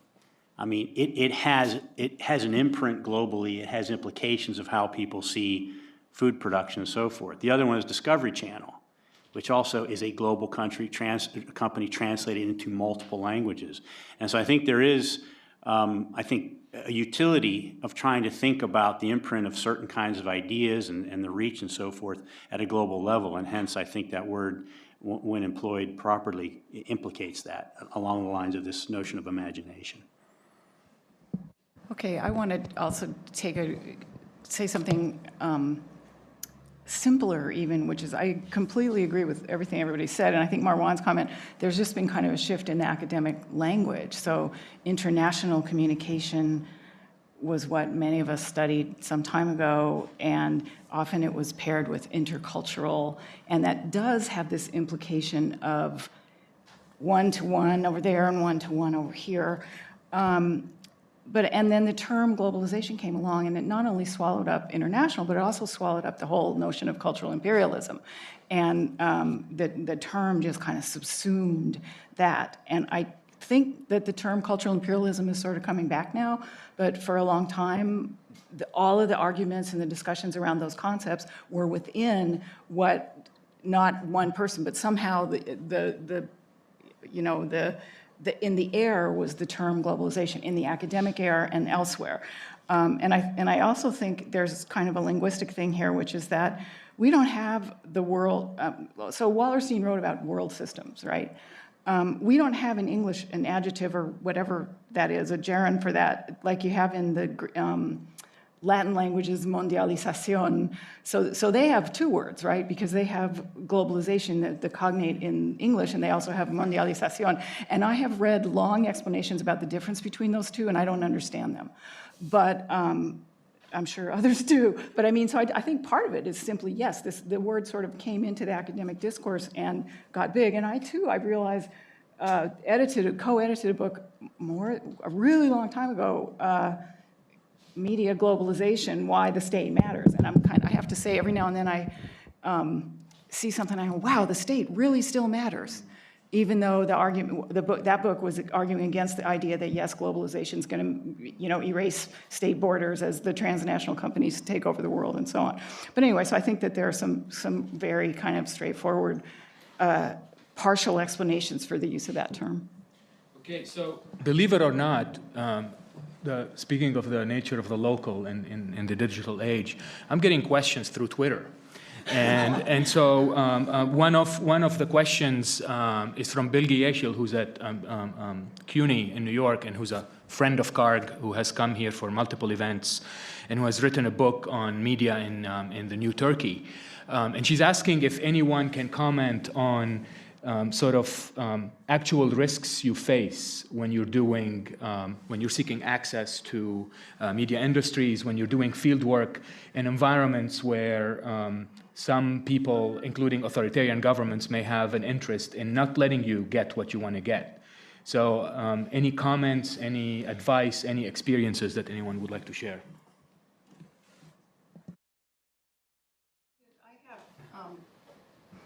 I have a very old experience, if nobody else wants to.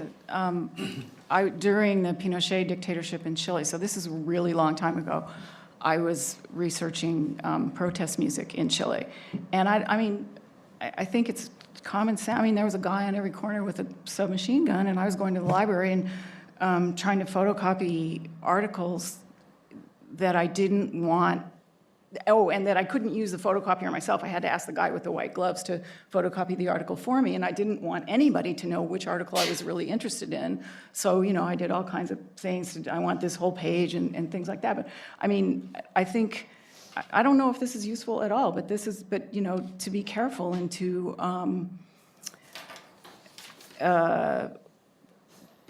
to be a scholar in a sort of generic way that you can play your cards close to your vest. I don't know if I would characterize this as a risk, but I went from having complete and total access to the staff of Monsanto to being cut off and not anyone answering my emails or phone calls. And so I think it's sometimes depending on who you're dealing with and how sort of the internal politics change. And so maybe it doesn't rise to the level of what Nancy's describing, but it was kind of interesting in terms of corporate secrets and so forth. I think a relevant factor here too is that increasingly universities in many parts of the world engage private security firms and also get advice from the State Department or its diplomatic equivalents in other countries that restrict the capacity of faculty and graduate students to go to places that are not considered safe. So I used to run the University of California's study abroad program in Mexico, and on a weekly basis, but sometimes a daily basis, we got updates from our private security agency and from the State Department about where students could and couldn't go. And right now I have Turkish PhD students in the UK who have had to change their topics for their dissertations because if they go home, they will have their passports taken away. They may well be imprisoned. And the university takes the view, as do I, as do they, that it may be better to shift subject matter in that context.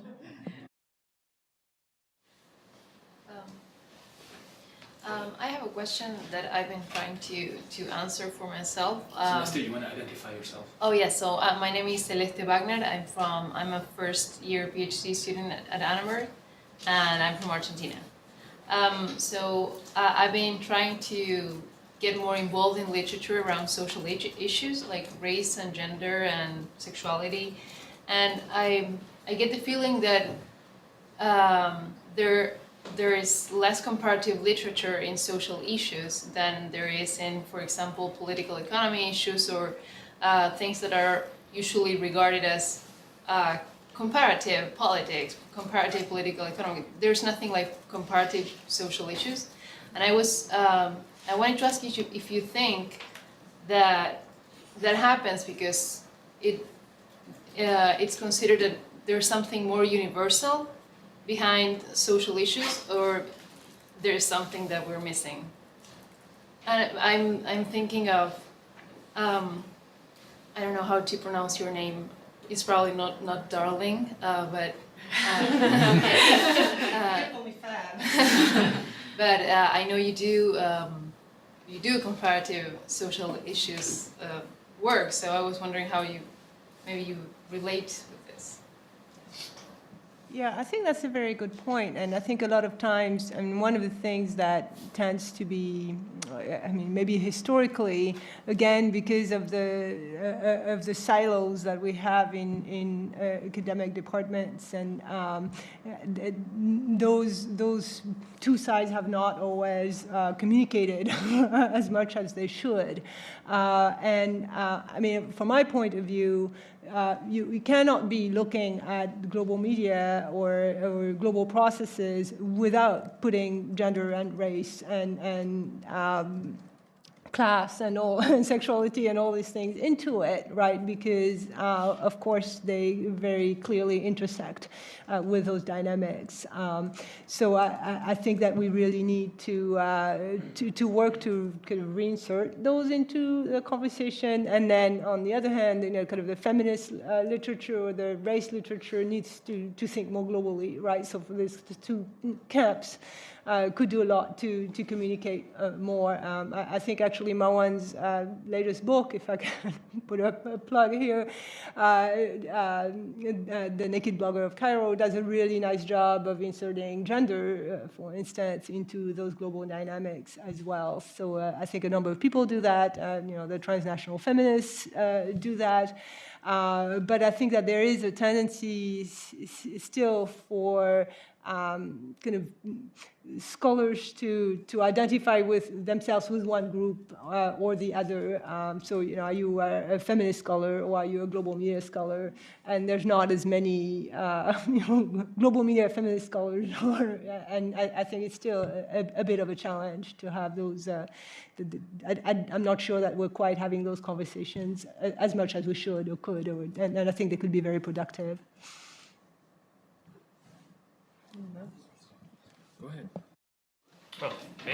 Hi, my name is Zane. I'm a first-year student at Annenberg, and I've been thinking about what you said about the word global and how it exists in the primarily in the imagination, and I'm wondering if that's true, and the global is like some sort of almost like a simulacrum of sorts. Like, is there a sort of like rhetorical or almost like epistemological danger in separating that from like the material, like the very material international policies, relations, tensions, things like that?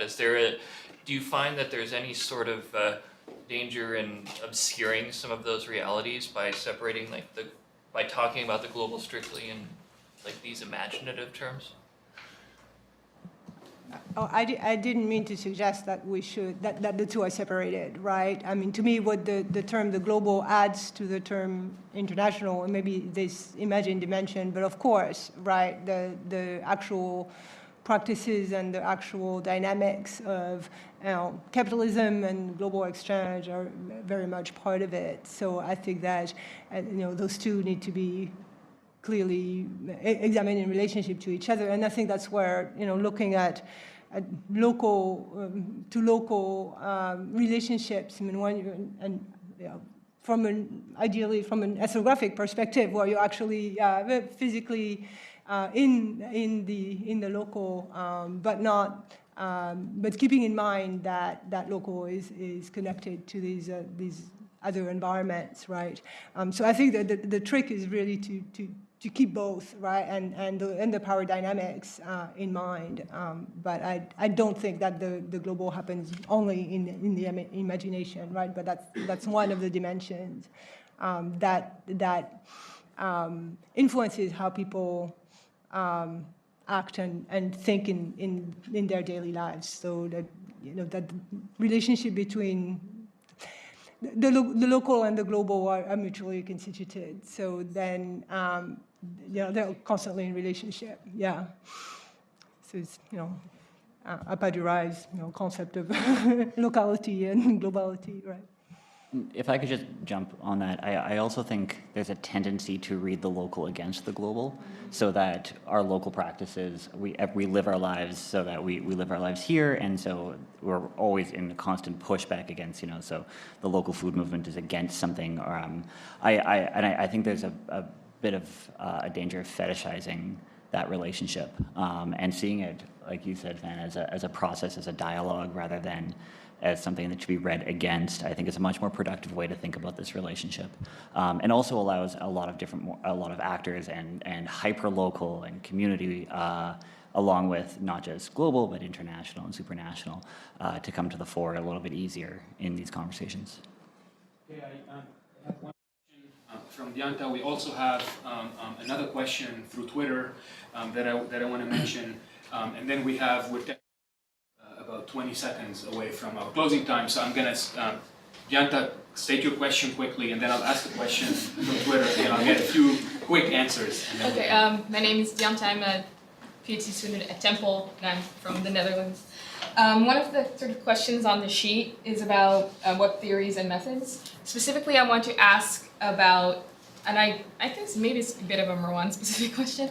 I'm very interested in affect theory and how, and I'm trying to figure out a way to sort of include that in my studies, which are mostly about sort of national identities and hybrid identities. I'm trying to figure out a way to take affect and apply it to sort of the global, and I was wondering if you had any advice. I mean, I think, so affect, we could say that it's radically local, right? It's this is what I was going to say. Violence, the experience of globalization, and what it can do to you is often hyper-local, and affect, things like disgust, things like fear, can be induced by this. And I want to say, Toby has a call for papers for a special issue of a journal he's editing about affect, if I'm correct. So, great plug, yeah. Very quickly, please. Funded with Dutch money. It's a new journal called Open Cultural Studies, and it's currently free to publish in, and currently providing free services with varnishing one's English for non-native speakers or people who didn't grow up speaking it, put it that way. And the special issue is on affect here. So the last, I hope to get one or two very quick answers to. Kathy Al-Hayek, who's a PhD student at UMass Amherst, is asking whether you have any suggestions about how the refugee crisis, immigration bans affect this kind of research. We're here talking about the global, and there are people who face some very serious restrictions on their movements. Any comments, any thoughts on this?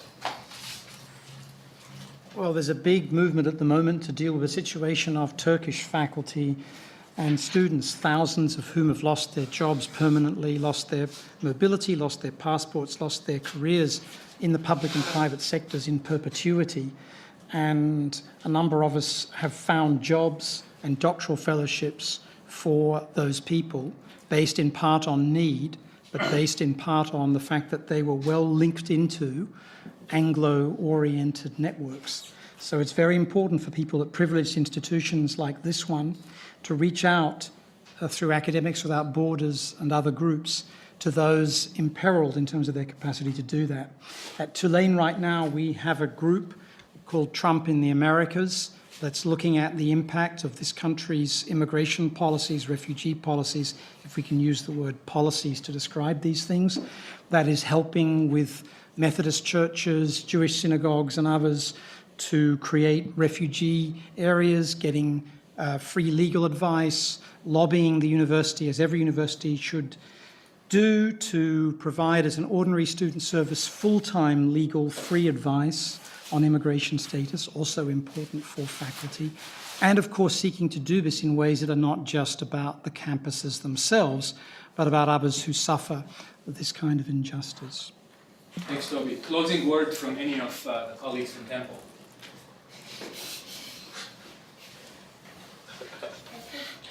Go ahead. Oh, well, if the question is still the other one, I mean, this might sound terrible, but I think that it's worth saying is that for students that are here within the United States and have sort of considered doing work elsewhere and they're in danger of not being able to complete their work, it's probably worth thinking very carefully through a plan B, because it's not worth, having all that work done, all that you've put into a program, and suddenly have the rug pulled out under you. And I know that's affecting a lot of students. And we have a couple right now that are really trying to reconceptualize their dissertations based on some of the recent policies. Thanks to our